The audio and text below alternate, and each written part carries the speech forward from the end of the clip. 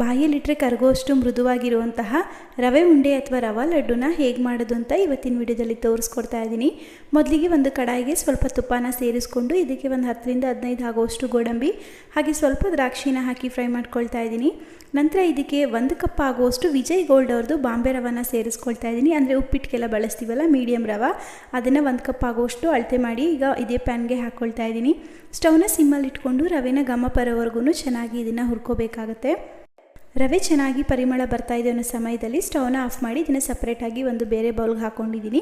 ನಂತರ ಇದಕ್ಕೆ ಅರ್ಧ ಕಪ್ ಆಗುವಷ್ಟು ಸಕ್ಕರೆ ಪುಡಿ ಹಾಗೆ ಅರ್ಧ ಕಪ್ ಆಗುವಷ್ಟು ಒಣಕೊಬ್ಬರಿ ಪುಡಿ, 1 ಸ್ಪೂನ್ ಆಗುವಷ್ಟು ಏಲಕ್ಕಿ ಪುಡಿನ ಸೇರಿಸ್ಕೊಂಡು ಒಂದು ಸಲ ಮಿಕ್ಸ್ ಮಾಡಿ ಇದಕ್ಕೆ 1/4 ಕಪ್ಗಿಂತ ಸ್ವಲ್ಪ ಸಕ್ಕರೆನ ಸೇರಿಸ್ಕೊಳ್ತಾ ಇದ್ದೀನಿ. ಸಕ್ಕರೆ ಪುಡಿ ಮತ್ತು ಸಕ್ಕರೆ ಎರಡನ್ನೂ ಸೇರಿಸೋದ್ರಿಂದ ತಿನ್ನೋದಕ್ಕೆ ರುಚಿ ಚೆನ್ನಾಗಿರುತ್ತೆ. ನಂತರ ಇದಕ್ಕೆ ಸ್ವಲ್ಪನೇ ಹಾಲನ್ನು ಸೇರಿಸ್ಕೊಂಡು ಚೆನ್ನಾಗಿ ಮಿಕ್ಸ್ ಮಾಡಿ ಕೈಯಲ್ಲೇ ಇದನ್ನು ನೀಟಾಗಿ ಮಿಕ್ಸ್ ಮಾಡಿಕೊಂಡು ಉಂಡೆಗಳಾಗಿ ಮಾಡ್ಕೊಬೇಕಾಗತ್ತೆ. ನಿಮಗೆ ಸಕ್ಕರೆ ಪುಡಿ